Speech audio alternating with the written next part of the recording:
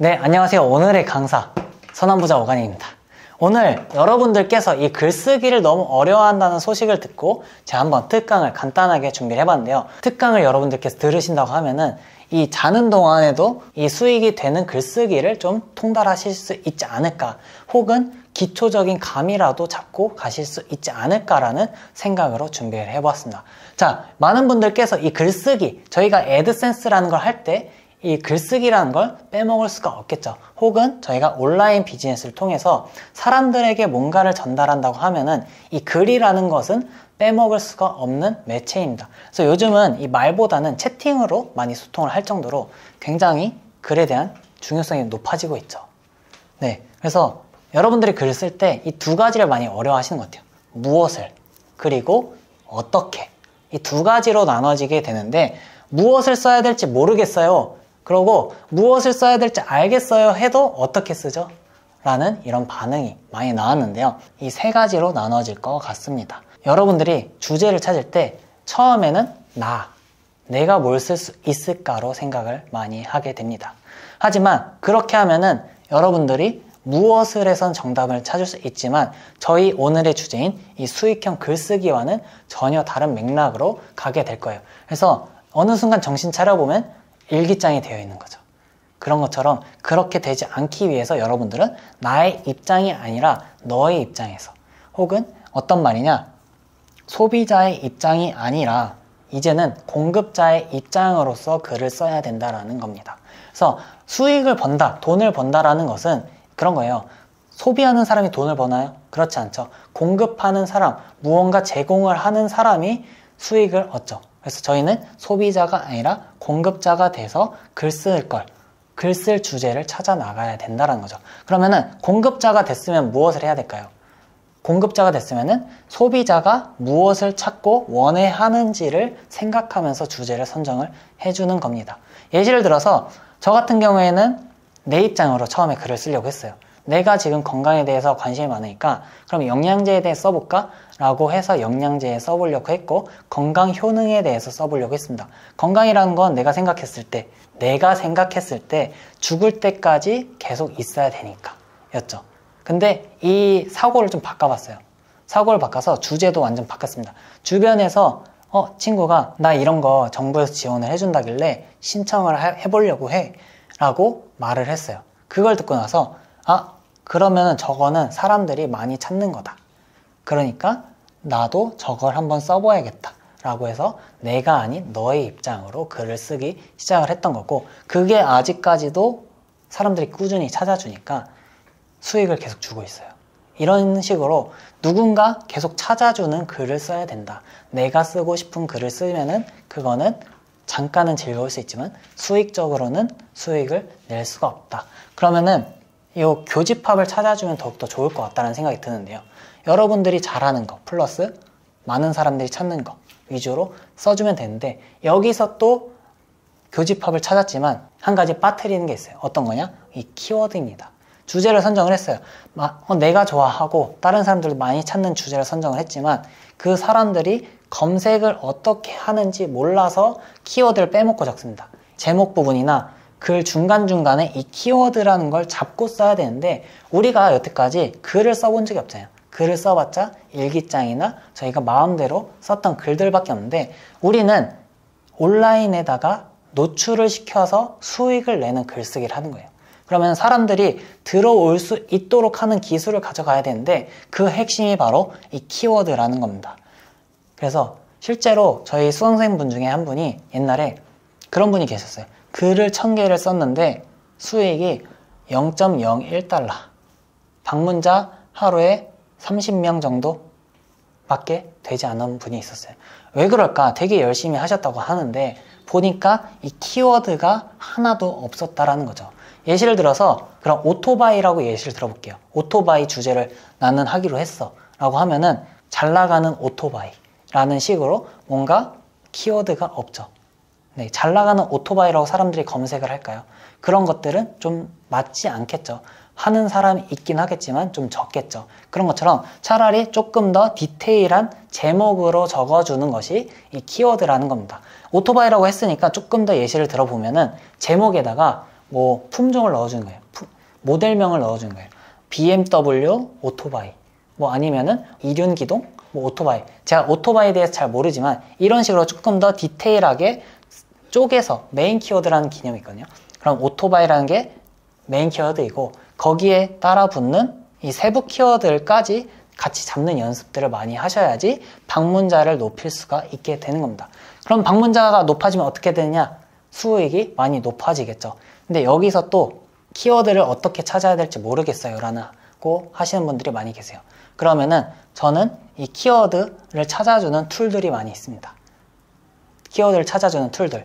예를 들어서 뭐 블랙키위라든가 아니면은 뭐 키워드 마스터라든가 리얼 키워드라든가 뭐 다양하게 툴들이 존재를 합니다. 그런 데 가서 연관된 키워드를 싹 다 적어주는 거예요. 키워드를 적을 때도 하나의 메인 키워드를 잡고 그거에 연관된 키워드들을 꾸준하게 작성을 해주는 식으로 글을 작성을 해나가는 겁니다.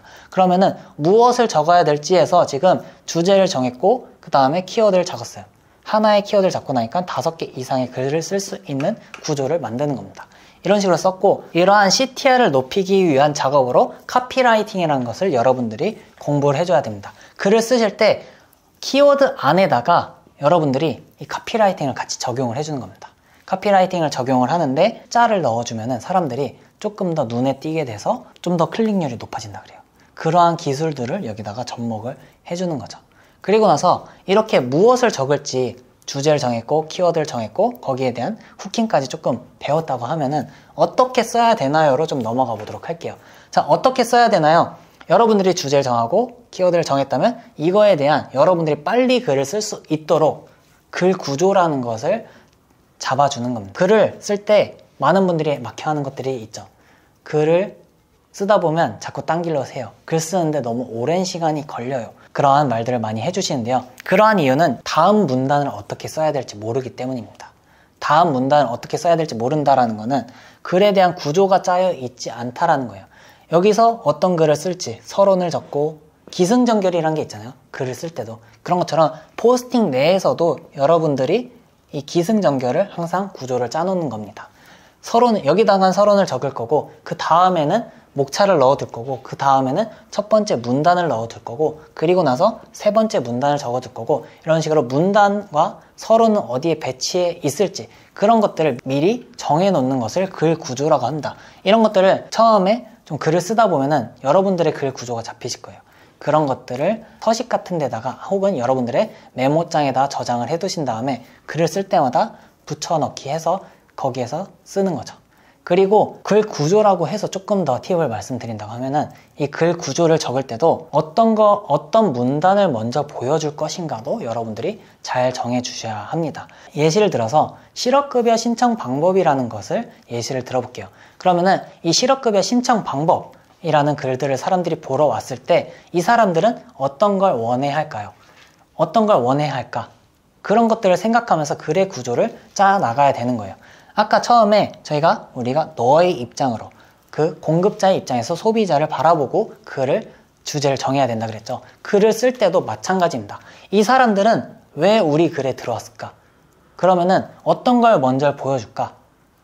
이 사람들이 신청 방법에 대해서 알고 싶어 하니까 신청 방법에 대한 글을 먼저 보여줄까? 라는 것을 한번 생각을 해보고 그러면 신청 방법이 아니라 이 사람들이 어떤 것들을 좀 더 원해야 할까? 라는 것도 한번 같이 생각하면서 글의 구조를 짜주는 겁니다. 네, 그런 것들이 두 번째에 있는 이 대답이라는 거예요. 대답. 어떤 말이냐? 사람들은 듣고 싶은 대답이 있습니다. 그러한 해답들, 내가 원하는 것들, 이 사람들이 키워드에 맞춰서 아까는 실업급여라고 했으면 이번에 국민연금 수령액 조회라는 키워드로 사람들이 들어왔다. 그러면 이 사람들은 어떤 대답을 듣고 싶은가? 왜 검색을 했을까? 이 왜라는 것을 항상 생각하면서 글의 구조를 짜야 되는 거죠.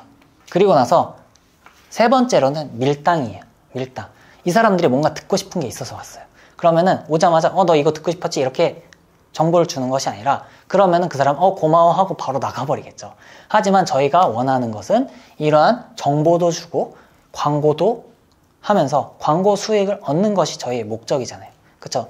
물건을 이쁘게 진열을 해놨는데 거기서 사람들이 와가지고 진열된 것만 보고 나간다고 하면은 저희에게는 수익이 없으니까 이 물건을 팔기 위해서 이 밀당이라는 것을 해주는 겁니다. 그분들이 듣고 싶어하는 대답을 조금씩 숨겨주는 거예요. 밀당을 하는 거죠. 예를 들어서 국민연금 수령액 조회라고 했을 때 이 사람들이 수령액 조회를 해보고 싶어서 왔겠죠. 그러면은 이 수령액 조회는 여기 고용보험 사이트에 들어가서 할 수 있어 라고 첫 문단에다 써두면은 사람들이 그거 보고 바로 나가버리겠죠. 그런 식으로 글을 작성해서 저희의 체류 시간과 수익을 놓치는 것이 아니라 온라인을 통해서 신청하실 수 있습니다 라는 식으로 조금 더 포괄적인 문구로 이제 사람들을 여기 있도록 해주는 거죠. 약간 연애와도 비슷한 것 같아요. 이 사람이 나를 알아갈 수 있도록 계속 여지를 주는 거, 그런 것들이 밀당이잖아요. 이 정보를 찾으러 온 사람이 우리 블로그 포스팅에 최대한 오래 남을 수 있도록 글을 써주는 거. 그러니까 이미 눈이 빠르신 분들은 내가 어떤 글을 잘못 쓰고 있었구나 하고 문득 딱 떠오르는 그런 포인트들의 예전 글들이 생각나실 수 있을 거라고 생각이 듭니다. 여러분들이 글을 쓰실 때 구조를 잘 정해보시고, 그리고 나서 저의 입장으로 글을 쓰는 것이 아니라 보는 사람 입장에서 듣고 싶은 대답이 뭔가, 그러면은 이거를 바로 줘가지고 그 사람들이 나가게 하는 것이 아니라 어떻게 하면은 우리가 원하는 목적과 함께 연결을 시킬 것인가, 이 목적과 함께 연결을 시킬 것인가를 고민하면서 글을 써보신다고 하면은 여러분들이 지금 버는 수익의 최소 3배 이상은 저는 올라갈 수 있지 않을까라고 생각을 해봅니다. 여러분들이 내 입장으로 쓰지 않았나, 키워드는 내가 잘 잡고 있는가, 키워드 안에 이런 후킹이란 걸 잘 적용을 했는가, 글 문단 구조를 잘 짜고 그 사람들이 나는 이 사람들이 왜 찾아왔는지 라는 걸 고민을 해봤는지, 그런 것도 한번 짚어보는 시간을 가져보셨으면 좋겠습니다. 제가 광고는 아니지만 저는 이 마케터의 문장이라는 책을 통해서 많이 성장을 했고, 그 다음에 이러한 주제들도 저는 터득을 하게 되었거든요. 저는 여러분들이 이 자기계발서도 좋지만 이런 실용적인 마케팅 책이나 여러분들에게 바로바로 도움이 될 수 있는 책들도 많이 읽어보시는 것을 추천을 드립니다. 그러면 앞으로도 더욱더 좋은 영상과 좋은 책이 있다고 하면은 소개를 시켜드리는 자리 마련해 보도록 하고요. 지금까지 선한부자 오간이었습니다. 구독과 좋아요 그리고 선한 댓글까지 해서 모두 선한 부자 되시길 응원하겠습니다. 감사합니다.